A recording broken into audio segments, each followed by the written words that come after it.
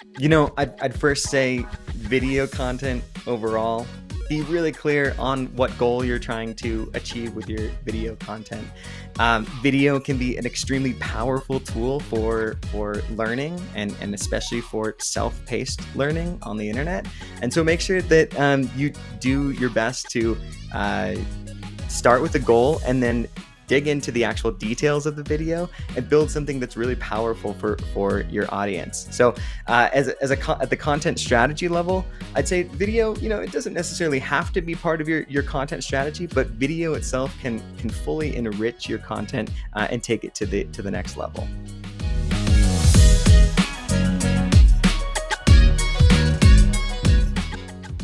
Good morning, good evening, good afternoon, wherever you are and wherever you're watching from. My name is Matt Pierce, host of the Visual Lounge, and I'm really excited to be here today, guys. I'm so excited to be talking with everybody today because we are going to be talking about using content strategy. What is content strategy? Well, we're going to talk about that. We'll talk about how video fits into that, how to make sure that you're making videos that can be, usable for the long term, and how you manage if you've got products that are always changing or content that's always needing to update. We'll talk a little bit about that too, because we've got a great guest who knows a thing or two about having to deal with all those types of problems and overcoming them. So let me go ahead and introduce our guest for today. Andrew is a senior learning experience strategist at Atlassian University, the customer education team for Jira, Confluence, and Trello. With a background in integrated marketing and learning design, Andrew specializes in building creative, innovative content that helps customers to find value in SaaS products. And with that said, welcome back to the Visual Lounge, Andrew DeBell. Andrew, welcome. Thank you very much, Matt. Great to be here again. It is always great to have you on the show. So for those who have maybe not heard the show, you were on a previous episode, How to Ruin a Great Tutorial, one of our panel episodes that a lot of people have heard. I know that. That was just fantastic, like what not to do. So I'm excited we get to talk a little bit about what to do this time. So let's go ahead and jump in. First question, and we may have asked you this before, but I know you've been out in kind of the world of learning development. I've seen you've done stuff with video for quite a while. Tell us about the getting started with using video. What was that for you? Yeah, yeah. Somehow for whatever reason, started doing video when I was a child at a young age. I grew up in the 90s and sort of like the pre-YouTube era. And for some reason, I was just attracted to the medium. And as soon as YouTube came out in like 2000, I don't know, mid 2000s, like 2005, 2006, I like jumped on it right away and just was creating a lot of like kind of weird music videos with my friends and a lot of like interesting kind of just experiments back then. And I just extended that out all the way into my career somehow. So even in college, I submitted videos for different contests throughout there and won some different contests and awards. And then right after college, got a job in marketing in the creative team and got to actually like learn about video production and like sit with like very experienced people in the video production world and produce large shoots, actually edit some final cuts, more on like the brand and marketing side, but got just super deep and exposed into that world of video on the professional like career side. And so in the past probably 5 to 7 years that's transitioned out of marketing into customer education and training videos. But video for some reason just has been that one thing that's kind of stuck through my life no matter where I've gone. So it's been a good journey so far. Well, I love that, and I have to ask just because I'm super curious. Was it like because I don't know a lot of people that they're doing stuff like as a kid thinking I'm going to be a marketer, I'm going to be a customer education specialist. Were you thinking like, oh yeah, I love film, you're going to go that route, like maybe professionally, whether that what meant film, television, independent production? Is that what you were hoping for, or is that just kind of stuck with you as you pursued other things? Yeah, I think it just kind of stuck with me. I was actually more interested in music for a long time. So that music video piece, I have a YouTube channel called Jam Campus. It's educational music videos for K through 12 kids, and so that was kind of a side project for a long time. Haven't done it in a little while, but that was one thing where it was like music was the main thing, and video was just a way to kind of like bring another level to that music experience. But I've found that in a professional career sense, video seems to be more valuable than making little tunes and little songs here and there. So I think I just pursued that based on sort of the demand and the ability to get a job and start a career in that space. Well, I love that, and we'll have to go check out that YouTube channel, see what it's all about. Because I see the value of making music and having that, because it's obviously a value add to videos. But my next question for you, Andrew, is really, you because you're making videos on, you've made them for marketing purposes, and you're making them for learning purposes now. And maybe there's a commonality, maybe there's not. But how do you define success for the videos that you're creating? Yeah, yeah, good question. I think every video creator, every content creator probably has their own sort of like internal standards for video to be like, this is a good video and this is a bad video, or a video that I don't think meets my own requirements. I know I definitely have that. But I think what I'm realizing more and more is that it always comes back to what you're trying to do with that piece of content. You're not just creating a video just for the heck of it, or you're probably not. There's probably some reason or something that you're trying to do with that video. Maybe it's to have the audience change their behavior slightly or learn some type of skill, or maybe it's purely for entertainment purposes, right? So being clear on like what that outcome is that you're trying to get to before you even start the video, that's really how you can define success. So for me at the current moment, a lot of the video content that we create is tied to customer education and customer knowledge. So, customer doesn't know something before they watch the video. They watch the video, and then the hope is by the end of the video that they've learned something, that there's some like knowledge attainment, something that they've gained from that video. And you can test that, right, with multiple choice questions or quizzes or knowledge checks to see if that video actually was successful in completing that goal. So it just depends overall what your goal is and what you're trying to do with it. Yeah, I mean, I think that's a fair answer, right? Like, it's always going to be slightly different for the outcome you're looking for. So, but I think so. I think that's a great answer. Next question, though, is if you could give everybody kind of one tip. Lots of people who listen to the podcast, watch the show. They're still new to video. They're still figuring this out. You've had lots of experience growing up making video, getting a job, doing it a lot. So, what's one tip that you think would help anyone who's learning to make video to get a little better? Yeah, one. It's hard to narrow it down to one, Matt. I'll take two if they're I, quick. okay. One thing that I'm trying to still overcome in my video creation is this idea of perfectionism. And I think that a lot of people in video get caught up in that, where like they don't want to share their video until it's absolutely perfect, and they spend hours and hours and every second and figuring out all the details.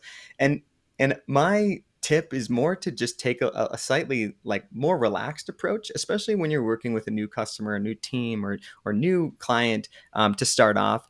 Just getting something over to the to your audience to react to right away as a first draft, I think is a much more valuable way to get a better end product video than spending so much time up front and all the details and the nitty gritty before you even are able to share that with someone. So I just have found over time, because I used to do that all the time, and then have to just redo the entire video on the other end. Just get something out, get something to someone to respond to. It's more of an agile way of working, and it tends to create better results over the long term. So that's one. But one more, if I Oh, can, just yeah, like a you few more bet. But seconds. I just can I interject real quick, Yeah, because I think that's great, yeah, because I do see a lot of people, they don't want to show something to the stakeholders because, oh gosh, they're going to think this is the final thing, it's done. So I think that's great advice. And get it out there to your audience, get the feedback, get your stakeholders early intake, knowing that it's not done. It saves so much yeah. time. Yeah, and you can even let them know that too, right? Like, hey, this is a draft. Hey, this isn't my final thing. This isn't the best I can do, and that's okay, right? People, I think, sometimes just want to see something, respond to it, and then you can refine afterward.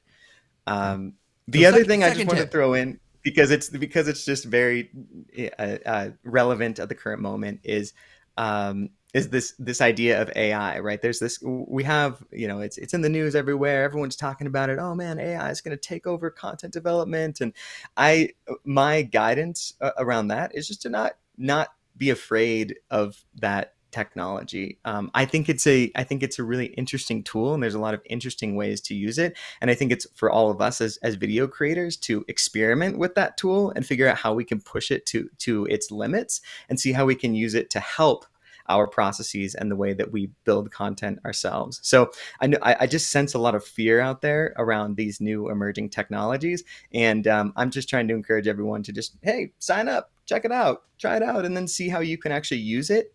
Because there's no rules of how to use it right now, and it's up to all of us to figure out what the best way to use that is going to be in the future. Great advice. And I always hesitant to talk about future episodes that have not been recorded because I don't know if they're going to really happen. But we are planning an episode in the future about about how you can use AI to help enhance your video creation process. We've got a great creator out there. So I love that you brought that up because Very it's cool. very, very on topic for kind of the society world that we live in today.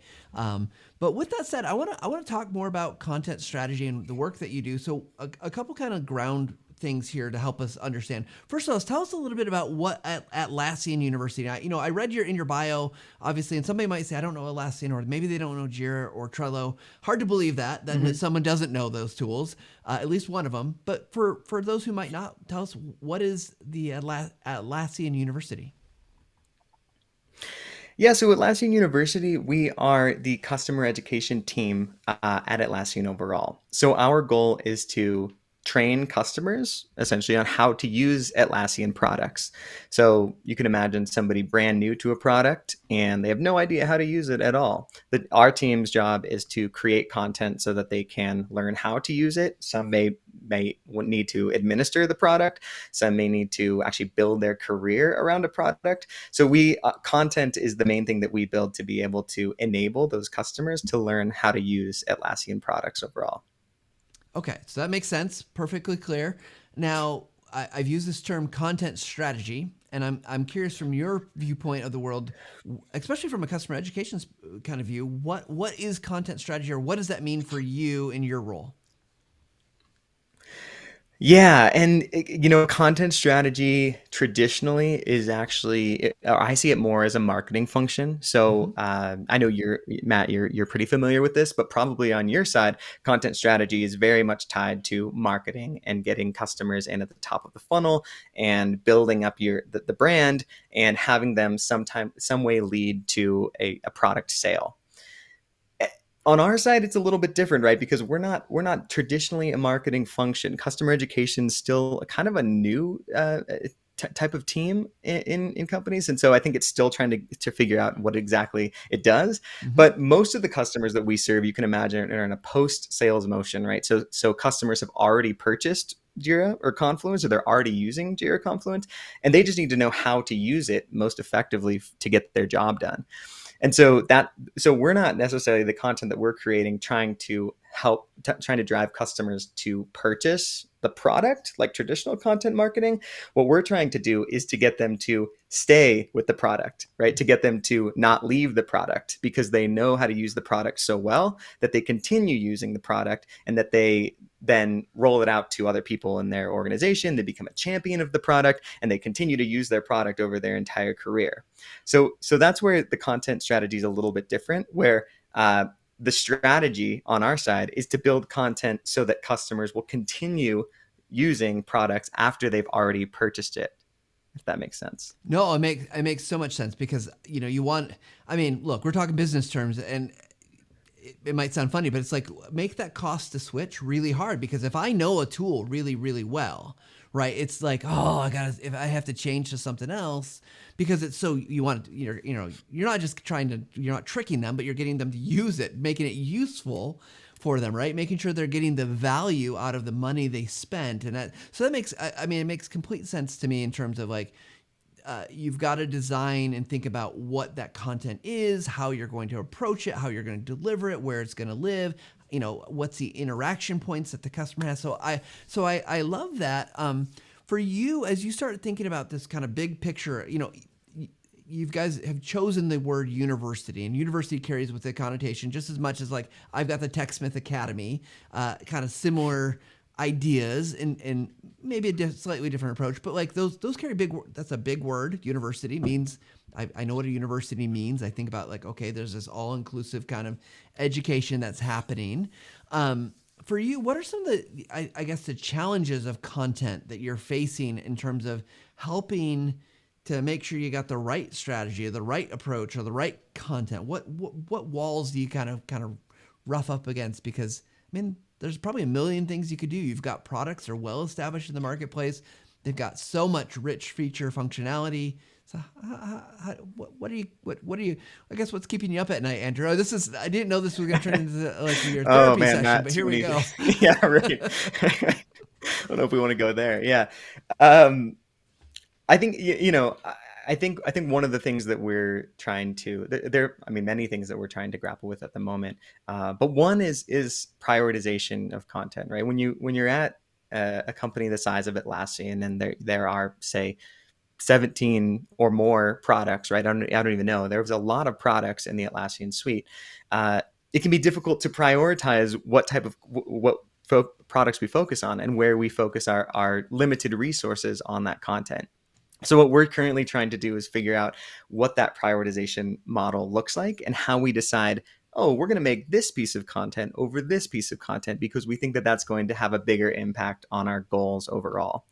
So with that, we have certain criteria that you can look at, like audience size, market analysis, market trends, internal stakeholder analysis, other things that, like, all these factors together. How do we create some type of template and formula in a way that then we can see, oh, this is the top priority content that we need to build for this quarter, and then the rest of it can kind of fall in line afterwards. So that's something that we've historically had some challenges with, and we're in the mode right now of building something that's much more refined that we can start to build a prioritization calendar around.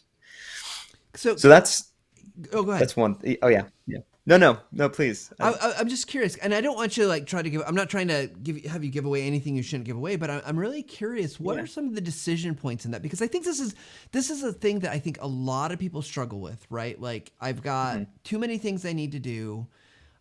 Too many requests for content. I've got limited time. And some of it really should be different types of content. So maybe it shouldn't all be written and it shouldn't all be video. So I guess what are some of Mhm. the decision points kind of generally that you are putting into place to help you make those, determinations about what is and isn't getting made? Yeah, I'm. You know, one of the things that we're looking at is a new content model overall, because you can imagine in a content strategy you have many different audiences that you're trying to serve, and maybe some of those customers will come in at different points within that content model. And so what we're doing is defining each of those levels in the content model, and then figuring out which of those audiences do we think is most likely to come in and enter at that lesson level, like we're talking about the Mm-hmm. university, at the smallest point of contact, and then at the next level of a course level, and then the next is a learning path that is a full structured learning journey that may be more tied to somebody using the Atlassian products tied to their career. And so that's something that we're really focused on, is trying to figure out that model itself and how we tie that back to the audiences at those different levels. No, I mean that's really cool because all of a sudden you start thinking about those pieces maybe a little bit differently structurally, how you're going to build them. Because then if I'm your audience and I'm coming in at the lesson level, it has to stand alone. If I didn't take the course three courses over this part of the path, right? Like I might not have any knowledge about that. So in that process, how do you do that? Like what's advice you'd give? Because it feels like that's tricky, right? Like this stands alone, this stands alone, this stands alone, yet they work together really well. Any thoughts? Yeah, yeah. To be honest, Matt, we're still working through this at the moment, because I think one of the problems that we're trying to solve with that new model is that there's a lot of inconsistency across the content that we've built historically. And so you'll see this with a lot of different content systems out there, is that you might take one course and have this experience, and then you'll take another course and expect that same experience, but then it's completely different, right? Maybe the first one had was all video content, and then the next one is you're opening up a SCORM package, and it's a different screen and a different format, and that customer experience is not something that we want. It's something that we don't want to create. We want to try to create that consistency so that no matter what point the customer enters within that journey, that they have a consistent experience. So where that goes then to the advice piece is creating those standards and guidelines around what your content looks like and what formats you choose, because otherwise, if you just have a lot of people developing content, we're all going to make different decisions, right? If you're going to make content, Matt, and I'm going to make content, but we don't have any rules, I might create something extremely different than what you're going to create, right? So that's something that we're currently diving deep into to figure out what those standards are across the system. I mean, I love this. And one of my coworkers, Ryan, he's been on the show before, Ryan Knott. He actually has this great quote. I've quoted him a lot now, but he said that you get more strikes when you bowl with bumpers.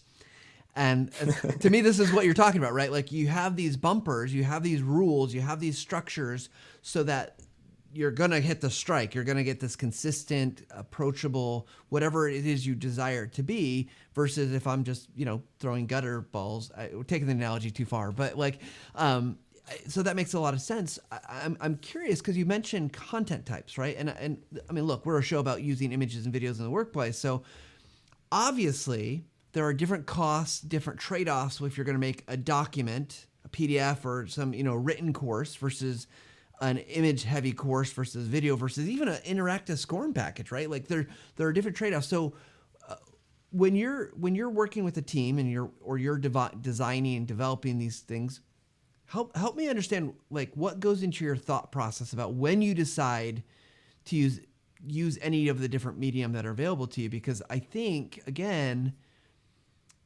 this is a point where people have a lot of like, oh gosh, look, everything's a nail when I have the hammer of video, right? Like everything's a video because of who I Right. work for.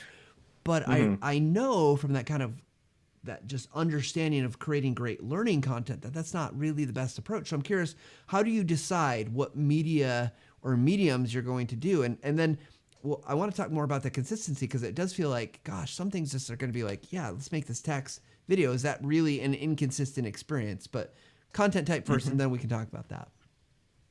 Yeah. Yeah, it's an ongoing challenge, and I'm sure that many others have experienced the same thing. Um, you know, I'm a believer that in this world of self-paced training or on-demand training, the video is still the richest, most valuable experience for driving learning outcomes. Like when we're talking about learning videos themselves, but as you mentioned, there is a high cost to video, right? There's a much higher cost to build it, and there's a much higher cost to maintain it, especially if you're talking about product-specific videos where your product is probably going to change every week, right? A button might move from here to over here, and then you're going to have to redo that entire video. So how do we make that decision? There are many different philosophies on this, so I'll just share a few of mine. Uh, one is that I like to think of it as video content because it is much more expensive from that perspective historically. Trying to hone in on what is going to be the largest audience for the video. So if you have maybe your job is to onboard a team to a new product, and you know that onboarding is going to be probably the largest possible audience itself because everyone that starts using the product is going to have to onboard in some sense. So because that video, that aperture is so wide of your audience, that that video in particular may be worth building, even though you're gonna have to pay more to build it and maintain it. It may be worth building just because it's going to have the largest possible impact to be able to achieve those goals, to onboard people to your product. And so you might say, okay, because I know my audience is so large, I'm going to make that commitment to build video content for this. When you have another idea and you realize that the audience is much smaller, like maybe video content would be the best for them to learn that specific thing, but from your own ROI and your own cost and maintenance to maintain it, it just really doesn't work out. And so that's one filter that I like to use, is just like the general audience size overall, and seeing what works for you there. Another one that's been interesting as I've been at Atlassian is in product video. So we have a really powerful research and insights team that provides data around which features are being used and which features customers aren't using and which ones they're confused about. And so if you have such detailed research and insights that can provide you that information, it can be really valuable to help inform video content decisions. So for that purpose, we've experimented with maybe there are 10 features within the product that customers hit as barriers. Maybe it's those 10 that you have and you can serve up in product as video content to help them overcome those barriers actually within the product. So it's really if you can identify what the highest value content is, because especially with our customers, they request video still. Everyone wants video content all the time. They love to learn through video. But what your job is on the strategy side is to figure out what is the highest value opportunities and what's going to give you the best ROI, limited amount of cost, limited amount of maintenance overall. Yeah, I love those two lenses, right? I think that makes a lot of sense, and I think most people can kind of see the audience piece pretty easily. The insight's a little tougher. You got to work with your research team or figure out what it is what are those barriers. But I mean, that makes total sense. Give the richest, most kind of high end experience to get them through that, right? To get them hopefully to convert to use to move forward. So. Okay, I want to go back to this other question that I know I should never throw two questions at a guest, and I apologize. This idea, like the consistency issue, right? Like, so if I've got a course that is text and I've got a course that's mostly video, is that really? I guess I'm pushing back a little bit, Andrew. Is that really feel inconsistent, or are there ways you feel like that you can have a totally harmonious experience but deliver different mediums? Because like I'm on the internet all the time, so I'm like always text, image, music, video, like it's mixed up. I guess I'm not super worried about that as a consumer, and I'm just curious where that falls and how you maybe manage that so you're not having it, because like you just said, you can't create video for everything, so you can't do that. Your courses by nature of cost can't always be 100% consistent, if that makes sense. Yeah, yeah. I agree with you, Matt. I didn't mean to say that like everything needs to be in text or everything needs to be in video for consistency purposes. What I meant by that more is the actual customer experience and tools that you use in that end, right? So if uh, I think in some of our content, we have SCORM packages that maybe open in different browsers. And then Ah, another content we have, it's like you're in line and you're reading text. And so like that type of experience where maybe you're jumping from one lesson to the next and it's very disjointed. That's the experience that I'm trying to, or that our team is trying to figure out and how to solve. How we get that consistency at the customer experience level with the tools that we're using, and not have such a disjointed, sort of distracting, convoluted experience that is very difficult to navigate for the customers. So I think though, to your point, within that actual content, once you have the content experience very clear, uh, absolutely, I think you can mix video content, mix interactive images, audio. I think there's a lot of different components within when you drill down into that actual content format that you can mix and match, because like you said, we're all on the internet, we're all browsing many different forms of media all the time. And I think that experience itself is just fine. It's like connecting all of those pieces together in that larger content model, and then turning that into a cohesive customer experience. That's the main challenge at the moment. makes total sense, and I love it. So thank you. So one of the things you talked about, let's talk about, you talked about like even in product videos, you work with a product, I work with a product that, let's be honest, they get updated frequently. They're always changing, right? So we've got software updates, things, features get moved around, features get added, features get dropped. It's a constant kind of merry-go-round of like, okay, things are changing. So I'm curious, particularly in that environment where things are changing a lot, and you're still choosing to use video, right? It's not like you're saying, well, we're just no video. How do you manage to do that and to keep up with things? What are some of the like? decisions that you feel like you have to make, or helps you decide like, yeah, this is really, it's okay to be a video, or man, this we're not going to do video here because it's changing Yeah. too much. So Yeah, well, one of those is the large audience piece that I mm-hmm. talked to before, and I think in some ways, I'm always a big fan of innovation and experiments, and so I think that sometimes you've got to just use the informations you have and try it. Right? If you think that this is going to be a really popular video and it's really going to solve this big problem that your customers are experiencing, then maybe it's worth it. Maybe it's worth trying it out and seeing and testing your own hypothesis.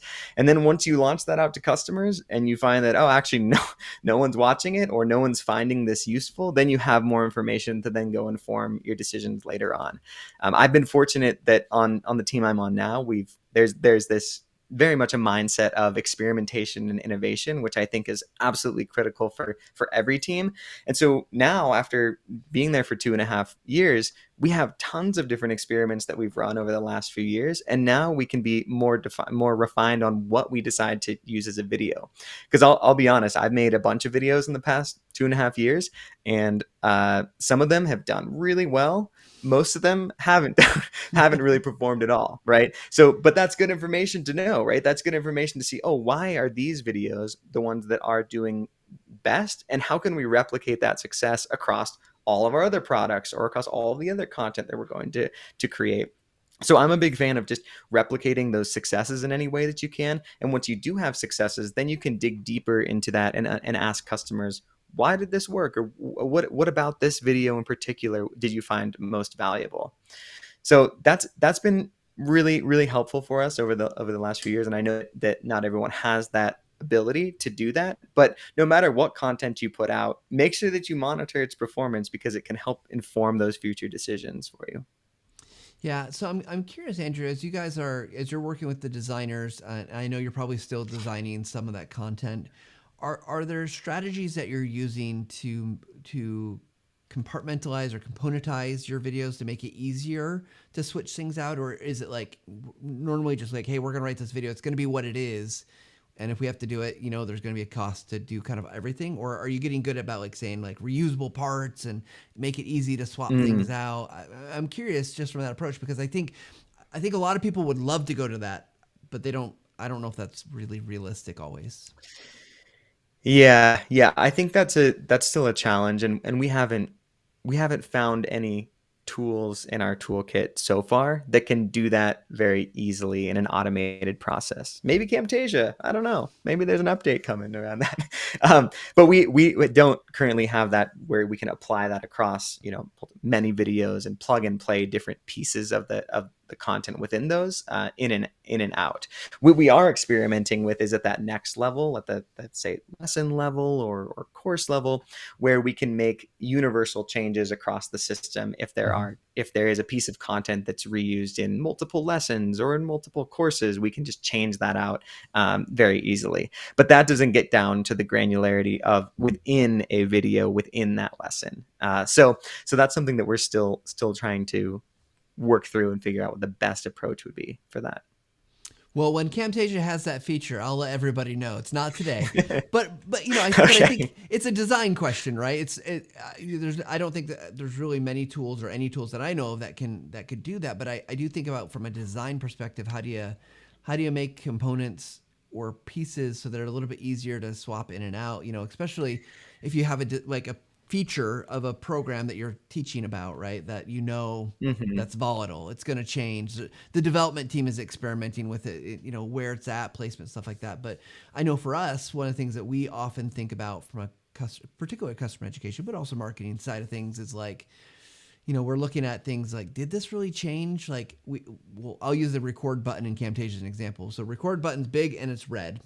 It's kind of consistent in place, but it's like, well, if we make a video about something else and it shows a record button, even if the record button change, it's no longer red, it's blue, but the focus isn't there. We're like, just leave that alone. It's fine. People will figure it out.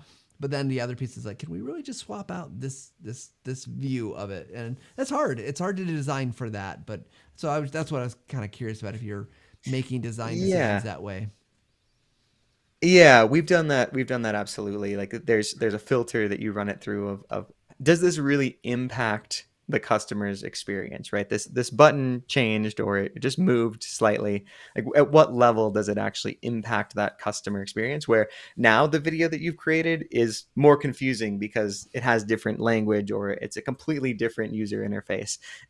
Those are the things that absolutely we need to change this video. But yeah, we definitely try to extend that as long as possible, and talk with customers until we get to the point where they're very confused and we have to actually redo the entire thing. Another thing that too that I think you can do with basic probably basic learning videos in software. And I know we're kind of focusing specifically on like software product Yeah, videos in that's this, okay. so we can change. Okay, okay, great. Is what we've done is there's often a lot of conceptual information you need to learn about software as well at the beginner level. Terms, there's especially if you use Jira software or any of these, there's a lot of words that in normal English language aren't used very often. And so with that type of thing, there's a lot of video content that you can create without actually ever showing the product itself. And what we've done is we've been sort of creative with creating generic product UI that we can still teach about the product itself, but it doesn't actually show the real product. So this is what marketing does, pretty often, is they create some type of like generic looking product that they can then use, for a much longer time, right? They've got that evergreen process down. So we've tried to borrow those ideas from marketing and use generic uh, user interface assets in some of the training videos, and those have actually been really successful too. So that's another one that you can try. I love that. We call that simplified user interface, or SUI, SUI. Oh, And nice. so we Yeah. talk we talk about, but it's a great. I mean, for anyone who's listening to this and who doesn't know what that is, and you want, there's an old episode of the Visual Lounge with Anton Bolin. We talk about that called, we're talking about SUI. There's also, go to the TechSmith website. You can find some stuff because it is so valuable, right? Because all of a sudden, I think the key thing here is that you've got this generic looking interface. It's no words. It's kind of blocks and shapes rather than the actual interface. And the lifespan of that, right? If something changes, the text changes, the word change, like little things change. It's like, well, it's just a block and a shape. It doesn't really look different. And I'll just say that, one of the things I'm very excited about is because those videos, it's a little harder to make those sometimes because, but with Camtasia, my own little plug here, the mouse cursor path, you can add your own mouse cursor path, and now you can animate over that, whether you made it in Illustrator or Figma or Snagit or however you made that kind of generic interface. It's easy now to make that screen video because you can just move the mouse cursor. So sorry for the Yeah. rant and the plug, but No, I love this I'm all topic. about the Camtasia plugs. Yeah, I keep them coming. We use Camtasia as our main video editor at Atlassian University, and love it. It's just simple. It's easy for anyone to jump into, and that mouse cursor path, it is incredible. I'm surprised more editors haven't adopted something similar because it's a great feature. Well, we appreciate that, Andrew. Thank you, and we hope they don't. It's ours. We made that. That's true. well, Anyone well, listening, don't copy it. that's right, Andrew. This has been what a great conversation. Yes, I know I've learned a ton here. I've got some great ideas even to take back to our teams. I'm even thinking about like hey, customer education team. I think I'm going to just send them this video like, hey, here's some perspectives. Hopefully it helps. But with the time that we have, I want to go to our speed round. For those who are new to the show, speed round are quick answers, quick questions. We are chosen by the luck of a die, 12-sided die here. So let's go ahead and jump in right now. All right, Andrew, are you ready? Because here's what we've got. We've got our very own dice cam. I don't know when you were last on the show if we had the dice Wow. cam. So I've got a green and white die for you. Hope that's colors are okay. And we're gonna go. First up is question number 4. So we got question number 4 here. Okay, this might be a harder question to go because we've talked a lot about things. So what's a tip or best practice? Tip or best practice not mentioned today that you would want to share with us. And I'm going to say it doesn't have to be about image or video. It could be about anything that you think's on your mind that you'd love to share with our audience. Tip or best practice. Mm. Tip or best practice? Hmm. All right. I'd say so. So I didn't start with this, but I've recently moved into this strategy role. But for the rest of my career before that, I was in content development overall, and so this is still relatively new for me, and I'm still kind of getting up to speed on this. What I would say for anyone that's in that space of you're a content developer now or a video editor and you want to move into this space, I think there's a lot of opportunity to drill down into strategy at the actual level that you're building a video. So I just remember in earlier in my career, I would be just kind of building a video because someone said, "Hey, we need this video built," and I'm like, "Okay, great." Looking back on it, there's a lot of opportunity to be like, "Well, why are we building this video? What are we building it for? What is the actual outcome that I'm trying to drive with this video?" And I think just even like getting in that mindset at the micro level, at the individual piece of content, helps to then, when you zoom out and then look at the big picture, to be able to think of strategy overall at that level. I love that. I think that is a great tip because I think you make better content as a content. If that's your sole job is content creation, I think you make better content when you're asking those strategy type questions. You don't necessarily have to define all the strategy. You don't have, but you ask. I really like that one. So great, great. So here we're gonna take away the 4. Let's roll again for our next question. Ooh, 3. We're just gonna move right down the list, up the list, I guess. So Andrew, you've done a number of things being working for Atlassian. That's a great thing. What's something that you're most proud of in your career? So you have something that maybe you think that you're really. It doesn't have to be it's a career thing, but it doesn't have to be at Atlassian. What's something you're proud of? Yeah, first thing that comes to mind is being self-employed. I was self-employed for 4 years before working at Atlassian, and Atlassian was one of the contracts that I had as I was self-employed, and it was always a big goal of mine to do that, to be out on my own and to freelance and to be able to sustain myself financially in that, and was able to do that successfully. So that's the one that sticks out to me, and it just gave me the confidence that I could do that again in the future if I want to, and it helped me understand that I think anyone has the ability to do that if they really want to put in the time and effort. I love that, and congratulations that you were able to do that. It's always impressive when I meet. I have lots of friends who do this kind of the solo thing, and it's a lot of work. So kudos to you for sure. It is, yeah, a lot of things that you don't think about when you have the idea at first. So, Right. All right. Let's do one more question here. Let's see what the dice is going to all bring right, us. We're just hovering in the same area. I mean, the yeah, we are. 3 turn to 5. That's the roll. Okay, this is a fun one. So you are truly an expert at making videos. You're becoming an expert at content strategy, and maybe you are fully an expert. You shared a lot of great things with us today, and you got to talk a little bit about your work and the things that you're doing. But what's something you're an expert in that we might not know about? Something that maybe is that hidden expertise, and it doesn't have to be work related, but what's your hidden expertise that you've got for us? Hidden expertise that I've got. Um, wow, wow, that's a good one. Well, I know something you said Well, today. If you don't got one, I've okay, got one because you talked about music, so that could I want to be. hear yours first. Yeah. I think the music, right? Like I didn't know you're a Oh, music yeah. creator. That's amazing. Like that's true skill and talent. Yeah, music creation is one to be honest, man, I haven't done that in a little while, so it's hard for me to say I'm expert at it at the moment.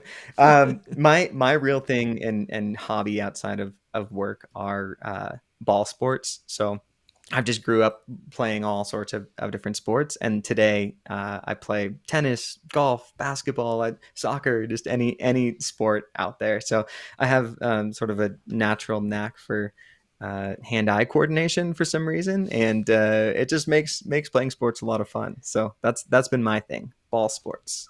Perfect. Well, as the person who does not have good eye-hand coordination, it makes playing those sports miserable. 'Cause it's like I'm a mess on the court, but that's awesome. That's really cool. Any amazing shots in golf or tennis that you've made that you're just like, oh, could never quite do that again, but it was awesome in the moment? Oh, I think we can always I think we can always keep learning and keep getting better. That's my mindset. So I don't think Awesome. I've reached the peak yet, you know? No, I'm sure. I'm sure I have. I'm No, getting up there in age, so I'm sure. You no, know. no.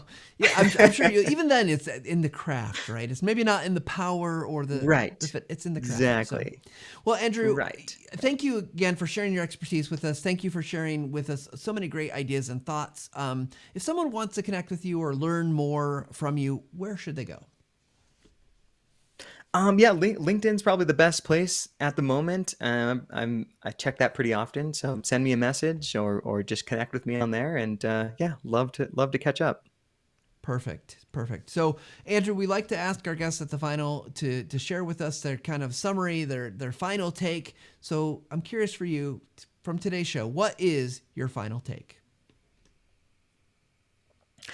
Yeah, final take using video in content strategy. Well, I'd first say video content overall. Be really clear on what goal you're trying to achieve with your video content. Video can be an extremely powerful tool for learning and especially for self-paced learning on the internet. And so make sure that you do your best to uh, start with a goal and then dig into the actual details of the video and build something that's really powerful for your audience. So at the content strategy level, I'd say video, it doesn't necessarily have to be part of your content strategy, but video itself can fully enrich your content and take it to the next level. Perfect. Well, thank you so much for sharing. And Andrew, thank you for being on the show, coming back after we put you through the panel as your first experience. We're so grateful for you being here and sharing your expertise. Thanks a lot, Matt. This was a blast. You bet. All right, everybody, go check out Andrew's stuff. Go connect with him on LinkedIn. Go learn from him. I mean, so many great ideas, especially if you're learning about content strategy, not only from a marketing side, but also that learning side. I think there's some really great advice about just, thinking about how you're going to go about making your videos, why you're going to make the videos, and how do you get the most from them, because that cost is real, and you want to make sure you're optimizing that for yourself, for your time, for your organization, so that you get the success for both you and for your audience. Well, everybody, of course, we always like it if you like and subscribe on YouTube, if you follow us on your podcast apps that you're listening to.